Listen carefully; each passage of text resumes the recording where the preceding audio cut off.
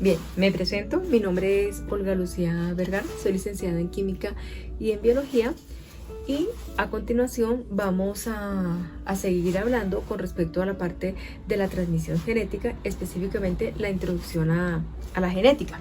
Entonces, como les había hablado en el video anterior sobre la parte de la célula, que yo les había dicho a ustedes que la célula se va a caracterizar porque la célula necesariamente se nutre o se alimenta, la célula también se reproduce, la célula también crece, etc. Entonces existe el proceso del ciclo celular. Como la célula necesariamente necesita dar nuevo origen a nuevas células, entonces este ciclo celular se va a caracterizar porque es un conjunto de etapas donde la célula necesita pasar en su proceso y está obviamente dominado por ciertas enzimas, que esas enzimas son llamadas las enzimas ciclinas. Entonces, la primera etapa es la G1. Entonces, aquí en esta etapa, ¿qué va a pasar? Que la célula prácticamente comienza a crecer y a la vez comienza a desaparecer el nucleolo. También aquí comienzan a condensarse el material genético. Luego sigue la etapa de la fase G sub 0.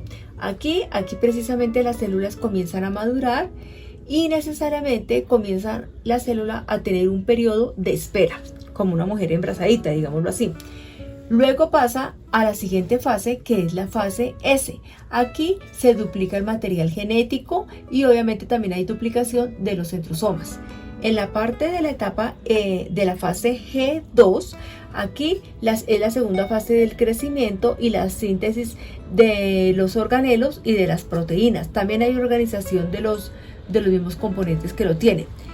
También encontramos aquí la etapa de la telofase, la etapa de la fase M, que aquí es donde encontramos la etapa de la mitosis, que ya las vamos a explicar. Esta etapa de la mitosis es una de las etapas, esta etapa de la fase M se va a caracterizar porque hay generación de dos nuevas células, es decir, la generación de dos células hijas con la misma cantidad de material cromosómico. Para ello, entramos a hablar dentro de este mitosis, que son etapas del proceso de división celular, ¿sí? Encontramos precisamente 4 subetapas, que son la profase, la metafase, la anafase y la telofase. Entonces aquí la célula madre, que es 2N, el material cromosómico, ella prácticamente se comienza a dividir hasta dar origen a dos células hijas con la misma cantidad de material genético, es decir, 2N y 2N para cada una de ellas. Entonces, en esta etapa de la profase se va a caracterizar porque necesariamente los cromosomas comienzan a aparecer. Y a la vez, en esta etapa de la metafase, estos cromosomas se comienzan a alinear, como lo vemos aquí, formando una placa ecuatorial.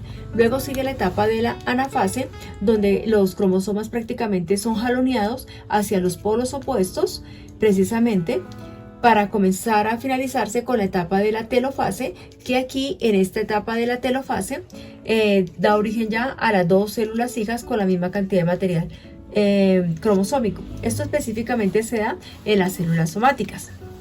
También existe la otra etapa de ciclo celular, que también tenemos lo que es la parte de la meiosis. Esta meiosis también se va a caracterizar porque presenta también varias subetapas, que es la profase 1, la profase 2, la metafase 1, la metafase 2, la anafase 1, la anafase 2, la telofase 1, la telofase 2.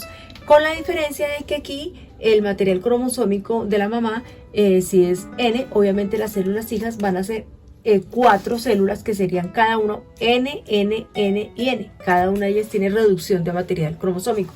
Y esto específicamente se da en las células sexuales. Es casi prácticamente la misma cantidad de etapas que tiene la mitosis y ocurre prácticamente lo mismo, con la diferencia de que aquí se da ya lo que es la parte de los gametos y el cigoto cuando se comienza a formar.